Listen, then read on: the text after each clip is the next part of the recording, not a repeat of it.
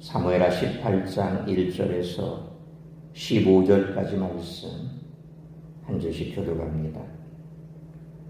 이에 다윗이 그와 함께한 백성을 찾아가서 천부장과 백부장을 그들 위에 세우고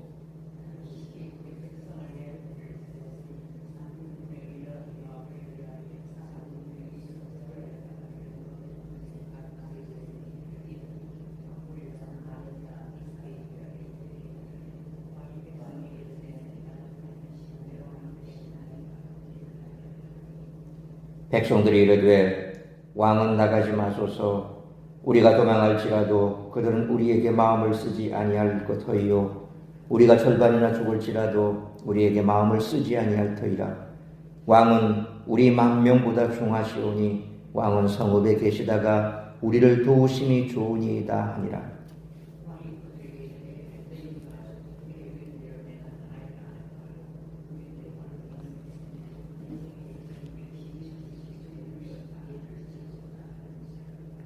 왕이 요압과 아비새와 이때에게 명령하여 이르되 나를 위하여 젊은 압살롬을 너그러이 대우하라 하니 왕이 압살롬을 위하여 모든 군지휘관에게 명령할 때에 백성들이 다 들으니라.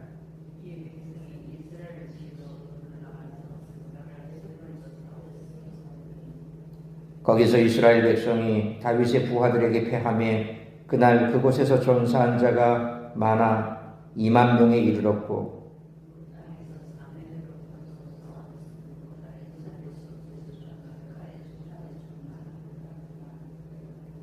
압살롬이 다윗의 부하들과 마주치니라. 압살롬이 노새를 탔는데 그 노새가 큰 상수리나무 번성한 가지 아래로 지날 때에 압살롬의 머리가 그 상수리나무에 걸리매 그가 공중과 그 땅 사이에 달리고 그가 탔던 노새는 그 아래로 빠져나간지라.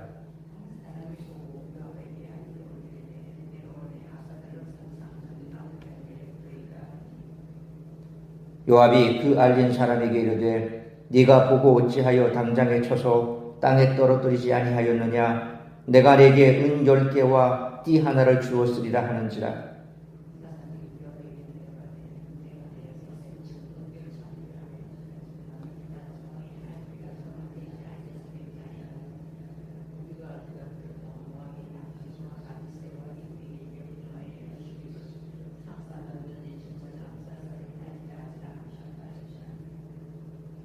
아무 일도 왕 앞에는 숨길 수 없나니 내가 만일 거역하여 그의 생명을 해하였더라면 당신도 나를 대적하였으리이다 하니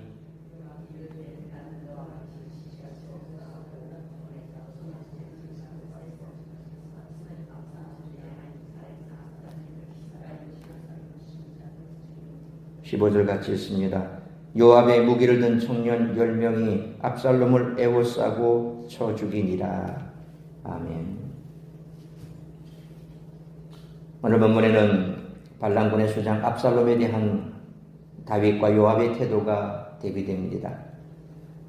다윗의 군대가 이미 전열을 정비하고 전략까지 세운 상태였기에 압살롬의 급조된 군대가 승리할 확률은 많이 줄어들었습니다. 그래서 다윗은 승리를 예측하고 지휘관들에게 압살롬의 처분을 자신에게 돌리라고 명령합니다. 너그러이 대하라는 말은 즉결 처분하여 죽이지 말고 생포해 오라는 뜻이었습니다. 다윗이 이렇게 한 것은 아들에 대한 연민의 정 때문이었을 것입니다. 정치적으로도 압살롬을 용서해 살려주는 모습을 보일 필요가 있었습니다. 그래야 압살롬 편에 섰던 군사들을 수용할 명분이 생기기 때문입니다. 그래서 다윗은 모든 군사 앞에서 군지휘관들에게 공공연히 압살롬 생포를 명령했습니다. 하지만 요압은 생각이 달랐습니다. 요압은 압살롬의 반역에 초점을 맞추었던 것으로 보입니다. 다윗의 안위는 곧 자신의 안위와 잇닿아 있으므로 다윗에게 반역을 일으킨 압살롬은 반드시 제거해야 할 대상이었던 셈입니다. 이는 앞서 아브넬을 제거할 때도 마찬가지였습니다. 동생 아사엘의 복수가 표면적인 이유였지만 결국 정적 제거였습니다. 요압은 압살롬을 정적으로 규정했기 때문에 다윗의 간곡한 명령에도 불구하고 압살롬을 현장에서 즉결 처분해 버렸습니다.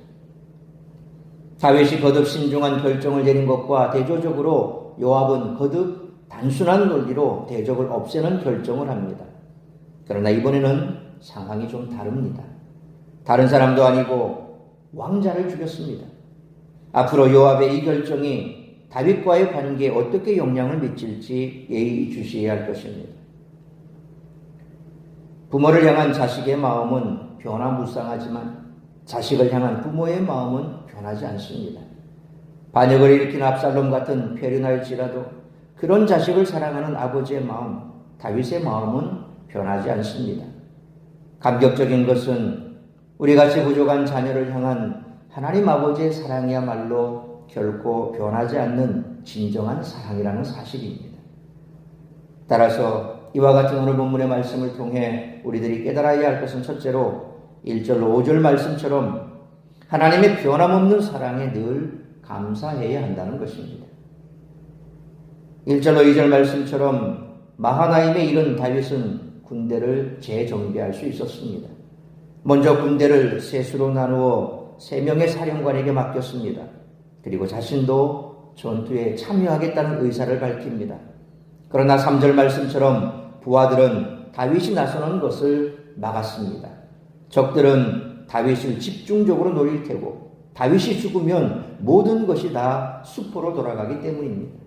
그래서 다윗은 4절 말씀처럼 그들의 의견을 받아들이고 성문 곁에서 군사들이 100부장 부대, 1000부장 부대별로 출전하는 것을 지켜보며 그들의 사기를 독려했습니다. 그러면서 5절 말씀처럼 사령관들에게 나를 위하여 젊은 압살롬을 너그러이 대우하라고 명령했습니다. 이처럼 아버지의 사랑은 스스로 왕이 되고자 아버지에게 반기를 든 아들마저 끝까지 변치 않고 아끼고 품는 사랑입니다. 그런데 그보다 더 큰 사랑을 우리가 받았습니다. 죄인을 위해 아들의 생명까지도 내어주신 하나님 아버지의 사랑이 지금도 변함없이 우리에게 흘러내리고 있습니다. 그러므로 예수 그리스도의 십자가 구속을 통해 죄인된 나에게 베풀어 주신 하나님의 변함없는 사랑을 풍성히 받고 살아가고 있음에 항상 감사하는 우리 모두가 되시기를 축원합니다. 두 번째로 6절로 9절 말씀처럼 삶의 올무가 되는 욕심과 허영이 자라지 못하도록 해야 한다는 것입니다. 6절로 7절 말씀처럼 에브라임 숲풀에서 전투가 시작되었고 다윗의 군대가 압살롬의 군대를 쓰러뜨렸습니다. 그곳에서 무려 2만여 명이 전사했습니다. 성경은 8절 말씀처럼 그날에 숲풀에서 죽은 자가 칼에 죽은 자보다 많았더라라고 기록하고 있습니다. 숲풀에서 무슨 일이 벌어졌는지 구체적인 정황은 본문에 묘사되어 있지 않습니다. 다만 들에서 병사들이 맞붙는 백병전이 아닌 잠복과 기습의 전술이 필요한 게릴라전에서 다윗의 군사들이 발란 군사보다 우세했음을 짐작할 수 있습니다. 하나님은 다윗에게 일방적인 승리를 주셨습니다. 한편 9절 말씀처럼 압살롬은 노새를 타고 도망치다가 상수리 나무 가지에 그 풍성한 머리털이 걸려 대롱대롱 매달리게 됩니다. 평소에 자랑스럽게 여기던 풍성하고 아름다운 머리털이 그의 목숨을 앗아갈 올무가 되어버린 것입니다. 압살롬의 머리털처럼 우리 내면에 욕심과 허영이 자라고 있지는 않습니까?